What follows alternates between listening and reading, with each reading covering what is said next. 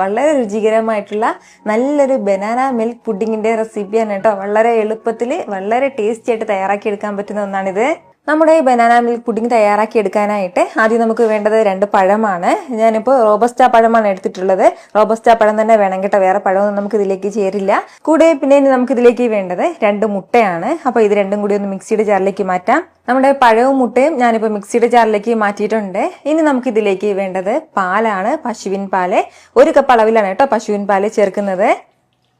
നന്നായിട്ട് തിളപ്പിച്ചാറിയ പാല് വേണം ചേർക്കാനായിട്ട്. കവർ പാലാണെന്നുണ്ടെങ്കിൽ അങ്ങനെ തന്നെ ചേർക്കാം.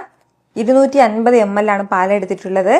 ഇനി വേണ്ടത് പഞ്ചസാരയാണ്. നമ്മുടെ മധുരത്തിനനുസരിച്ചിട്ട് പഞ്ചസാര ചേർക്കാം. ഞാനിപ്പോൾ 2 ടേബിൾ സ്പൂൺ ആണ് ചേർക്കുന്നത്. പഴത്തിന് അത്യാവശ്യം മധുരമുണ്ട്. ഇനി നമുക്കിതിലേക്ക് വേണ്ടത് വാനില എസൻസ് ആണ്. 1 ടീസ്പൂൺ നിറയെ തന്നെ വാനില എസൻസ് ചേർക്കുകയാണ്. അപ്പോൾ ആ മുട്ടയുടെ ആ ഒരു മണം നമുക്ക് ഇല്ലാതിരിക്കും. ഇനി നല്ലതുപോലെ തന്നെ ഇതെല്ലാം ഒന്ന് ബ്ലെൻഡ് ചെയ്തെടുക്കാം. ഈ ഒരു രീതിക്ക് നല്ല സ്മൂത്ത് ആയിട്ട് ഞാനിതൊന്ന് ബ്ലെൻഡ് ചെയ്തെടുത്തിട്ടുണ്ട്. ഇനി നമുക്ക് കാരമലൈസ് തയ്യാറാക്കി എടുക്കാം. അപ്പോൾ അതിന് വേണ്ടിയിട്ട് ഒരു 1/4 കപ്പ് അളവിൽ പഞ്ചസാര ഒരു പാനിലേക്ക് ചേർക്കുകയാണ്. കൂടെ 1-2 ടീസ്പൂൺ അളവിൽ മാത്രം വെള്ളം കൂടി.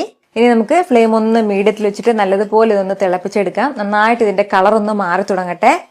നമ്മൾ കാരമലൈസ് തയ്യാറാക്കുമ്പോൾ പ്രത്യേകം ശ്രദ്ധിക്കേണ്ടത് ഇത് കരിഞ്ഞു പോകാതെ നോക്കണം. അതായത് നല്ല ഡാർക്ക് കളറിൽ ആകരുത്, കുറച്ച് ലൈറ്റ് ആയിട്ടുള്ള ബ്രൗൺ കളർ മാത്രം വന്നാൽ മതിയാവും. അല്ലാന്നുണ്ടെങ്കിൽ നമ്മുടെ പുഡിങ്ങിന് ചെറിയൊരു കയ്പ് ടേസ്റ്റ് ഉണ്ടാവും. നല്ലതുപോലെ കരിഞ്ഞു പോയാൽ അതിന്റെ പേരിലാണ് എടുത്ത് പറയുന്നത്. 2 മിനിറ്റ് കഴിയുമ്പോഴത്തേക്കും നമ്മുടെ ഷുഗറിന്റെ കളറൊക്കെ ഇതുപോലെ ലൈറ്റായിട്ടൊന്ന് മാറി തുടങ്ങും. ഉടൻ തന്നെ കൈയെടുക്കാതെ നന്നായിട്ട് ഇതുപോലെ ഒന്ന് ഇളക്കി കൊടുത്തുകൊണ്ടേ ഇരിക്കണം.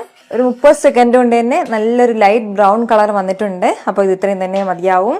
ഇനി ഇത് ചൂടോട് കൂടിയിട്ട് തന്നെ നമ്മൾ സെറ്റ് ചെയ്യുന്ന ഒരു ട്രേയിലേക്ക് ഒന്ന് മാറ്റാം.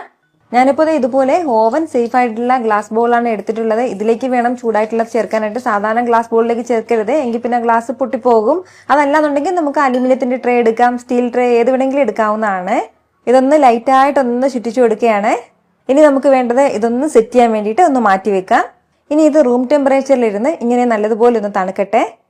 ഇതിപ്പോൾ റൂം ടെമ്പറേച്ചറിൽ നന്നായിട്ട് ഇനി ഒന്ന് സെറ്റായി കിട്ടിയിട്ടുണ്ട്. ഇനി നമ്മൾ ബ്ലെൻഡ് ചെയ്ത് മാറ്റി വെച്ചിരിക്കുന്ന മിക്സ് ഇതിലേക്ക് ചേർക്കാം. ഇതിന് മുകളിൽ ബബിൾസ് എന്തെങ്കിലും ഉണ്ടെങ്കിൽ അതൊന്ന് പൊട്ടിച്ച് മാറ്റിയേക്കണം. അപ്പോൾ ഇനി നമുക്ക് വേണ്ട എന്താണെന്ന് വെച്ചാൽ ഇതൊന്ന് ആവിയിൽ വേവിച്ചെടുക്കാവുന്നതാണ്.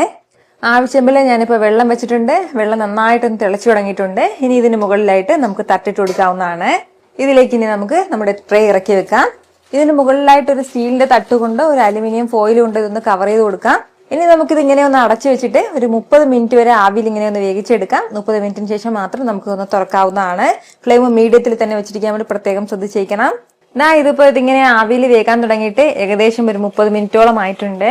അത്രയും സമയം കൊണ്ട് തന്നെ നല്ല പെർഫെക്റ്റ് ആയിട്ട് നമ്മുടെ ഈ പുഡിംഗ് ഇവിടെ റെഡി ആയിട്ടുണ്ട്. നല്ലതുപോലെ വെന്തിട്ടുണ്ടോ എന്ന് അറിയാനായിട്ട് ഒരു സ്റ്റിക്ക് കൊണ്ടോ ഒരു കത്തി കൊണ്ടോ പതുക്കെ ഇങ്ങനെ ഇറക്കി നോക്കുമ്പോഴത്തേക്ക് നല്ല ക്ലീൻ ആയിട്ട് വരും. ഇനി നമുക്ക് വേണ്ടത് ഇതിപ്പോൾ അത്യാവശ്യം നല്ല ചൂടാണ്. ഈ ചൂടെല്ലാം ഒന്ന് മാറട്ടെ, റൂം ടെമ്പറേച്ചറിലിരുന്ന് നന്നായിട്ട് ഇതൊന്ന് മാറട്ടെ. അതിനുശേഷം മാത്രം നമുക്ക് ഇതിൽ നിന്ന് ഇതിളക്കെടുക്കാവുന്നതാണ്. ഇതിപ്പോൾ റൂം ടെമ്പറേച്ചറിൽ നന്നായിട്ട് ഇങ്ങനെ തണുത്ത് കിട്ടിയിട്ടുണ്ട്. അപ്പോൾ ഇത് ഗ്ലാസിന്റെ ബോൾ ആയതിന്റെ പേരിൽ തന്നെ സൈഡിൽ നിന്ന് ഇങ്ങനെ തനിയെ ഇതുപോലെ ഇങ്ങനെ വിട്ട് വരും കേട്ടോ. അതല്ല അലുമിനിയത്തിൻ്റെതൊക്കെ ആണെന്നുണ്ടെങ്കിൽ ഒരു കത്തി കൊണ്ട് ഇത് ചെറുതായിട്ട് ചുറ്റിലും ഒന്ന് വരഞ്ഞു കൊടുത്താൽ മാത്രം മതിയാവും. ഇനി നമുക്ക് ഇതിൽ നിന്ന് ഇതൊന്ന് മാറ്റാവുന്നതാണ്. അപ്പോൾ അതിന് വേണ്ടിയിട്ട് ഒരു പ്ലേറ്റ് ഇതുപോലെ ഒന്ന് കമഴ്ത്തി ഇതിന് മുകളിലേക്ക് വെച്ചിട്ട് ഒന്ന് തിരിച്ചു കൊടുത്താൽ മതിയാവും. നിങ്ങൾക്ക് ഇത് കാണുമ്പോൾ തന്നെ അറിയായിരിക്കുമല്ലോ എന്തുമാത്രം ടേസ്റ്റി ആയിട്ടുള്ള നല്ലൊരു എഗ് ബനാന പുഡിംഗാണ് ഇതെന്ന്. വളരെ സോഫ്റ്റ് ആയിട്ടാണ് കേട്ടോ ഇത് കിട്ടുന്നത്. വളരെ രുചികരവുമായിട്ടുള്ളതാണ്. ഉറപ്പായിട്ട് നിങ്ങളുടെ വീട്ടിൽ ഇതുപോലെ ഒന്ന് ട്രൈ ചെയ്ത് നോക്കണം. എന്നിട്ട് നിങ്ങളുടെ ഫീഡ്ബാക്ക് എനിക്കൊന്ന് മറക്കാതെ അറിയിക്കുകയും വേണം. കാരണം നിങ്ങളുടെ ഫീഡ്ബാക്ക് കാണുമ്പോഴായിരിക്കും അത് മറ്റുള്ളവർക്കും തയ്യാറാക്കി നോക്കണം എന്നുള്ളൊരു പ്രചോദനം ഉണ്ടാകുന്നത്.